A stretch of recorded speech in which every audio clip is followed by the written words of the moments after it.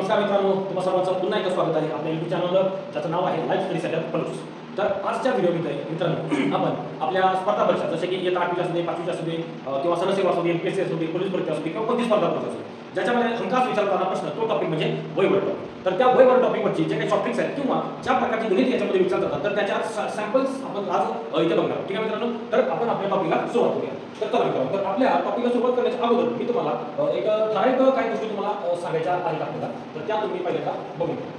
जर म्हटलं मी माझं आजचे वय, समजा माझे आजचे वय मला आजचे वय माझे माहीत नाही, मग मी काय म्हणणार माझे आजचे वय असणार माझे x. माझा समजा मित्रांनो आज जर माझं वय x असेल तर माझं 10 वर्षांचं वय किती असेल. आता जसं आपण एखादं उदाहरण टाकतो मग मला सांगा मित्रांनो, जर माझं वय आज 30 वर्ष असेल तर 10 वर्षांतर माझं किती वय होईल, 40 वर्ष होईल. म्हणजे मी काय केलं माझ्या आजच्या वयामध्ये 10 वर्षे ऍड केली. ठीक आहे, तर तशाच पद्धतीने जर समजा मित्रांनो माझं आजचे वय जर 30 वर्ष असेल तर माझे 10 वर्षापूर्वीचे वय किती असणार आहे, बरोबर. तर आपण काय करणार आहे माझ्या आजच्या वयामधून 10 वर्षे वजा करणार आहे, म्हणजे 30 मधून जर 10 वजा केले तर मला किती मिळेल, तर मला मिळेल 20. म्हणजे 10 वर्षापूर्वी माझं वय होतं 20 वर्षे. तर अशाच पद्धतीने मित्रांनो जर मला काही वर्षाच्या नंतरचं वय काढायचं असेल तर नंतरचं वय काढायचं तर किती वर्षानंतरचं वय विचारले ते मी याच्यामध्ये काय करणार आहे प्लस करणार आहे. आणि मित्रांनो मला आजपासून समजा किती वर्षापूर्वीचं वय काढायचं, तर मला समजा 10 वर्षापूर्वीचं वय काढायचं तर मी आजच्या वेळी काय करणार त्या 10ला काय करणार वजा करणार. ठीक आहे मित्रांनो, तर हीच आपली एक बेसिक टॉपिक आहे ज्याच्यावर आपण या सर्व गणित अशाच पद्धतीने सोडवणार आहे. आणि तत्पूर्वी अजून एक गोष्ट सांगायची होती की या धड्यामध्ये आपण एक रेषीय समीकरणे सोडवण्याचा सराव करणार आहे. तर ती जर समीकरणाचा व्हिडिओ म्हणजे शाब्दिक गणिताचा व्हिडिओ जर तुम्ही बघितला नसेल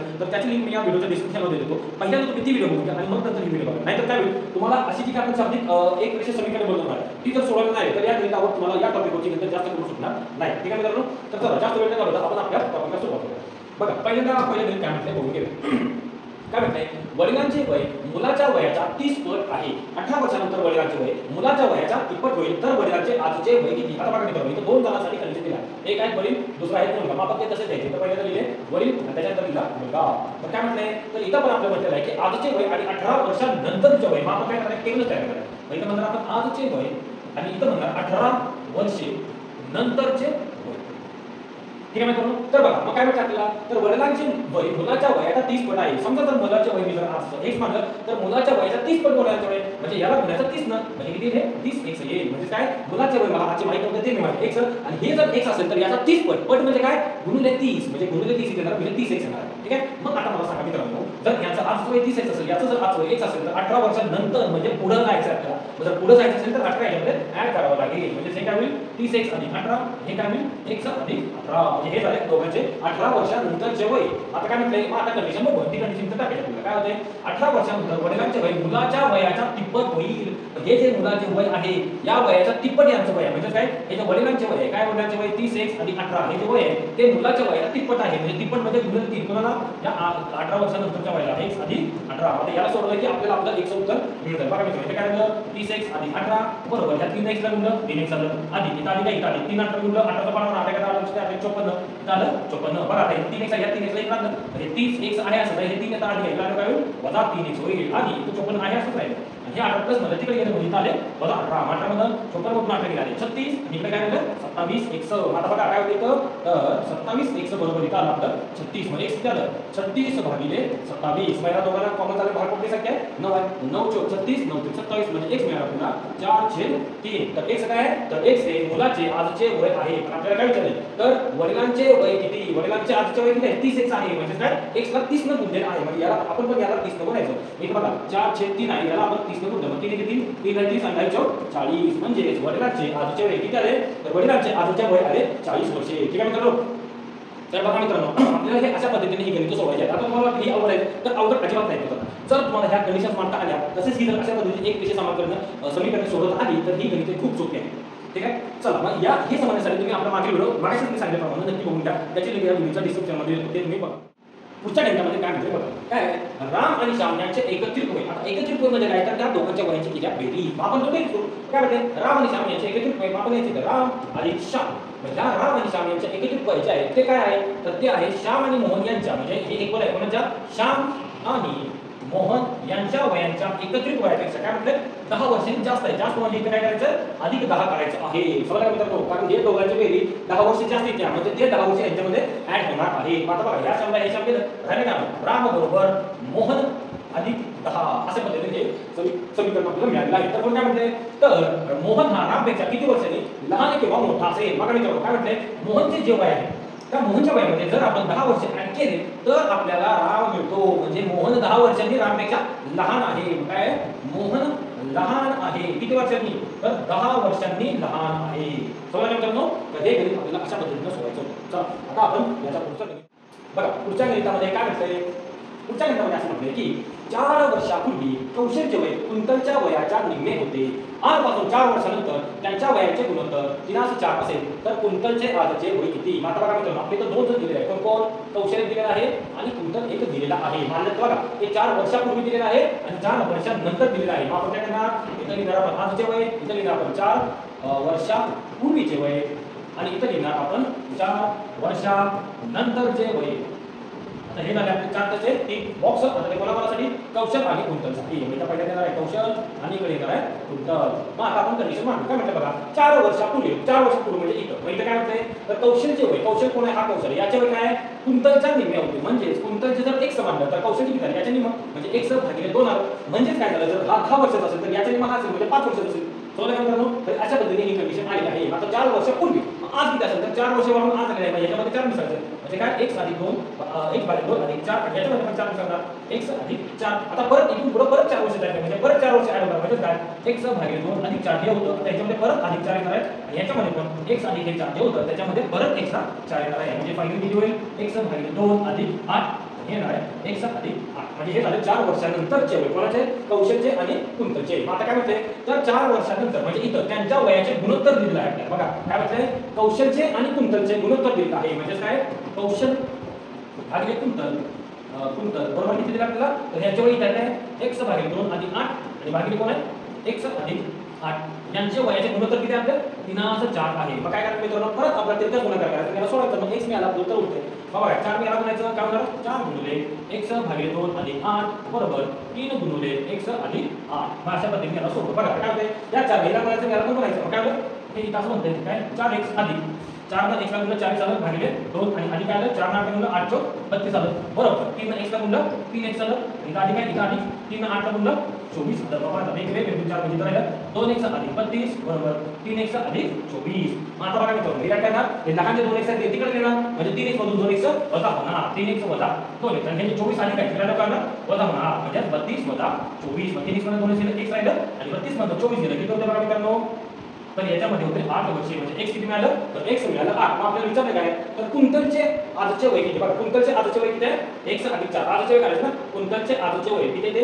x अधिक 4. x किती आलं? 8 आलं. मग 8 आणि हा अधिक 4 मग 8 किती आलं? तर कुंतलचे आजचे वय आले 12 वर्षे. ठीक आहे मित्रांनो बघा ही x रेषीय समीकरणे तुम्हाला सोडवता आली पाहिजे. जर ही जमली तर तुम्हाला गणित व्यवस्थित जमते. ठीक आहे मित्रांनो चला तर कुंतलचे आजचे वय आले आपलं 12 वर्षे. चला आपण आता पुढचं गणित बघू.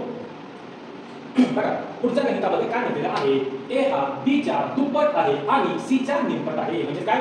a जो दिलेला a हा b च्या दुप्पट आहे म्हणजे 2b आणि पुढे काय म्हणते? आणि a हा c च्या निम्पट आहे म्हणजे a हा c च्या निम्पट आहे म्हणजे c च्या निम्पट c ला भागिले 2. आता याच्यावरून आपण काय करू? b ची संख्या कमी b काय होईल? बघा 2 सोबत b गुणाकार आहे 2 हा भागाकार करतो a भागिले 2 म्हणजे b बरोबर काय आलं? a भागिले 2 आणि c च्या भागिले 2 आहे ते भागिले 2 ने गुणाकार होईल म्हणजे 2a बरोबर c बरोबर काय होईल? 2a होईल. मग ह्याच्यावरून ही कंडिशन आली. आता पुढे बघा काय तर b आणि c यांच्या वयाची बेरीज आहे 70 वर्ष आहे. म्हणजे b आणि c यांच्या वयाची बेरीज आहे 70. आता बघा b ची संख्या किती आहे? a भागिले 2 इथं टाकायचं a भागिले 2 आणि c किती आलेले आहे?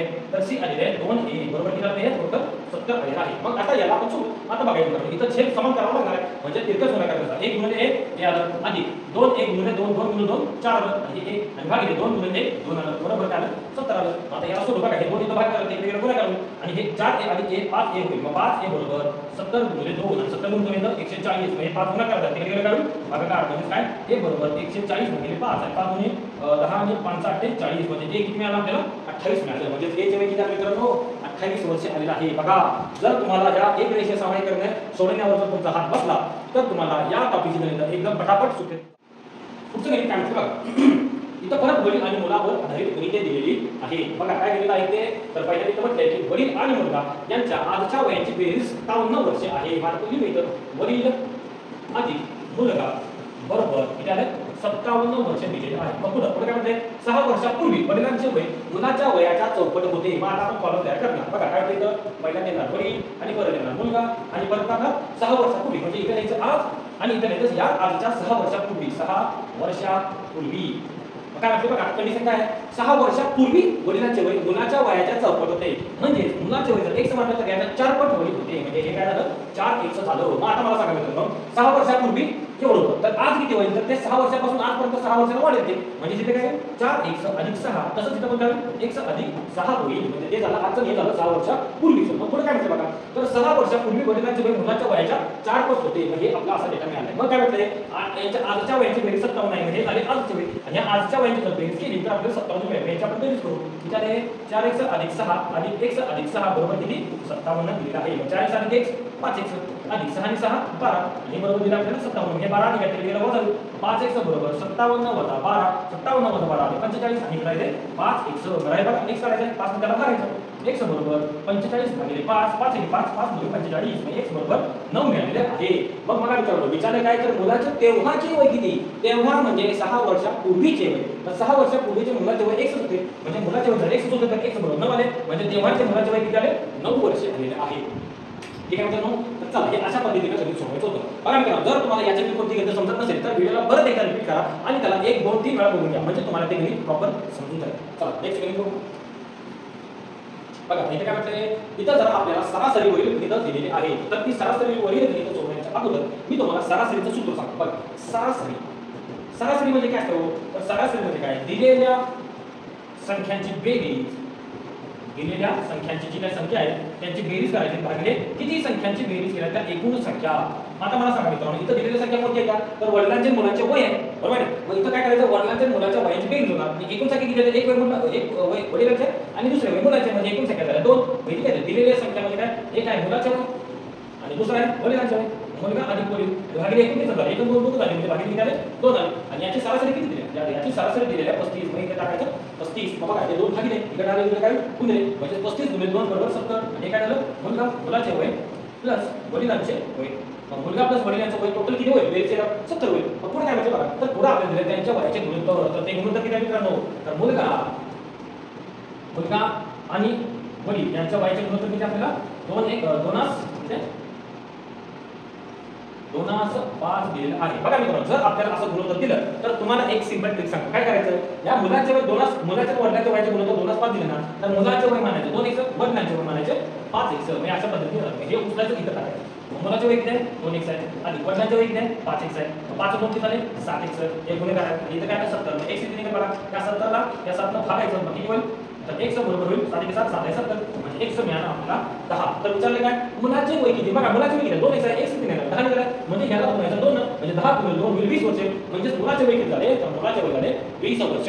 ठीक आहे मित्रांनो तर हे अशा पद्धतीने आपल्याला हे गणित सोडवायची होती. तर हा सूत्र जे काय आहे ते तुम्ही तुमच्या वहीमध्ये व्यवस्थित लिहून घ्या आणि बरं करा मित्रांनो ही जी गणित तुम्ही काही व्हिडिओ बघता त्या प्रत्येक व्हिडिओमध्ये प्रत्येक गणित आणि त्याचं सोल्युशन तुमच्या वहीमध्ये लिहून ठेवा कारण आपल्याला क्लासमध्ये घ्यायला हे मिळेल किंवा न मिळेल पण तुमच्या वहीमध्ये ती गणित आणि त्याचे सोल्युशन असावे जेणेकरून जेव्हा उजळी होईल तेव्हा तुम्हाला ते व्यवस्थित समजून सांगता येईल. तर आता पुढे काय म्हटलं बघा मित्रांनो तर पुढे म्हटलेलं आहे काय विनय आणि अमित यांच्या आजच्या वयाचे गुणोत्तर किती आहे आता असं 7 आहे. बघा इथं दिलंय विनय आणि इथं दिलंय कोण विनय आणि अमित तर विनय आणि अमित यांच्या आजच्या वयाचे गुणोत्तर म्हणजे इथं लिहिणार आपण 8 मग ते आजच्या वयाचे गुणोत्तर किती आहे 8 आणि 7 तर मग आता तुम्हाला सांगायचं गुणोत्तर दिलं असतं तर त्याचं 8 7 नंतर 8x आणि 7 हे झालं आजचं वय. मग त्याच्यानंतर काय म्हणजे 10 वर्षानंतर 10 वर्षानंतर म्हणजे काय तर 10 वर्षानंतर याचं गुणोत्तर किती होते तर 13 12 होते 13 12 होते म्हणजे 13x होते आणि 12x होते. मग मला सांगा मित्रांनो इथं 8 वरून 13 वर झाले किती वाढले 5x वाढले आणि इथं पण 7 12 वर झाले किती x वाढले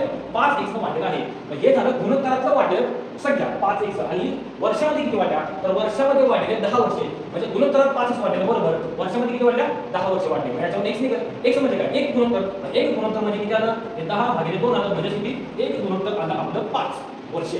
मग आपल्याला काय विचारले तर त्या दोघांच्या वयामध्ये कितीचा फरक असेल आता मला सांगायचं हे विनय हे अमित आहे त्याचा फरक किती आला 1 आला तसंच इथं विनय अमित आहे याचा पण फरक किती आला 1 आला आणि 1 चा फरक आहे त्याच्या वयाचा तेव्हा असू दे किंवा आता असू दे मग तो जो फरक आहे तो किती वर्ष आहे 5 वर्ष आहे. तर ही झाली आपली शॉर्टकट सोडवण्याची समजा काय करणार अशा पद्धतीने आपल्याला सोडवायचं आहे म्हणजे काय त्या दोघांच्या मध्ये कितीचा फरक असेल 5 वर्षाचा फरक असेल. चला आता नेक्स्ट गणित सोडू तर नेक्स्ट गणित सोडून काय बघून घेऊया आईचे वय हे मुलाच्या वयाच्या तिप्पट आहे. आता बघा इथं आई आहे आणि इथे मुलगा आहे तर आजचे वय आहे आणि 12 वर्षानंतर आहे 12 वर्षे नंतर. मग आजचे वय बघा काय होते मुलाच्या वयाच्या तिप्पट म्हणजे जर मुलगा x म्हटलं तर आई जो त्याचा तिप्पट म्हणजे 3x 12 वर्षानंतर किती होईल 3x अधिक 12 होईल आणि हे पण x अधिक 12 होईल. हे जर 12 वर्षानंतरचं हे जर आजचं तर पुढे काय म्हणते तर 12 वर्षानंतर त्यांच्या वयाचे गुणोत्तर 50 होईल. बघा हे गुणोत्तर आहे आणि हे गुणोत्तर म्हणजे तिथे 50 आहे. आता जे लहान आहे ते मुलगा मोठा इथे आईचं आहे, कारण का गुणोत्तरात पण लहान मोठे पण असतं. मोठी आई असणार आहे तर मोठं गुणोत्तर आईचं आहे आणि हे गुणोत्तर असणार आहे मुलाचं असणार आहे. आपण इथं त्याचा रेशो घेऊ. हे जर आपल्या ऍक्च्युअल मध्ये आणि हे जर आपलं सूत्र असतं तर बघा काय होणार आहे मुलगा भागिले आई म्हणजे मुलगा किती आहे x अधिक 12 मुलगा x अधिक 12 आणि आईचं किती आहे 3x अधिक 12 3x अधिक 12 आणि गुणोत्तरामध्ये दिले किती 5 8 9 म्हणजे 5 भागिले 9. आता ते कसं नका करू 9 ने याला गुणायचं 9 गुणिले x अधिक 12 बरोबर 5 ने याला गुणायचं 5 गुणिले 5 गुणिले 3x अधिक 12. आता बघा सोडवायला 9 गुणिले x 9x अधिक 12 9 108 बरोबर 5 ने 3x गुणलं 15x आलं आणि 12 पंचे 60 आलं. आता बघा हे 9x आहे लहान त्याला घ्यायचं मोठं केलं म्हणजे ते अधिक तिकडे गेलं होईल बघा म्हणजे 15x मध्ये 9x जर केलं तर किती राहिलं तर ते राहिलं 6x बरोबर. आता हे 60 इकडे अधिक मध्ये ते इकडे जाईल वजा होईल म्हणजे काय 108 मधून 60 झालं 60 मध्ये 108 मधून 60 गेलं किती राहतं तर ते राहतं 48. मग काय झालं 6x बरोबर 48 तर x दिली 48 भागिले 6 6 6 48 x आला 8. x म्हणजे काय मुलाचे आजचे वय आले 8 वर्ष. तर विचारले काय तर आईचे वय किती आजचे आईचे वय याचा तिप्पट आहे म्हणजे 8 चे तिप्पट 8 + 24 म्हणजे आईचे वय किती आले तर आईचे वय 24 वर्षे. ठीक आहे मित्रांनो, तर अशा पद्धतीने आपण ही काही ठराविक आणि मोजकी जी काही महत्त्वाची गणित होती NMS स्कॉलरशिप या सर्व परीक्षेसाठी उपयुक्त अशी आता आपण बघितले आहे. ठीक आहे, तर अशा पद्धतीच्या व्हिडिओ अजून भरपूर सारे येतात तुम्ही अशाच पद्धतीने अभ्यास करत चला गणित लिहून घेत चला आणि त्याचे सोल्युशन द्यायचे सॉफ्टवेअर तुमच्या वहीमध्ये नोट डाऊन करत चला आणि अशाच व्हिडिओ मिळण्यासाठी आपल्या चॅनलला नक्की सबस्क्राईब करा. धन्यवाद.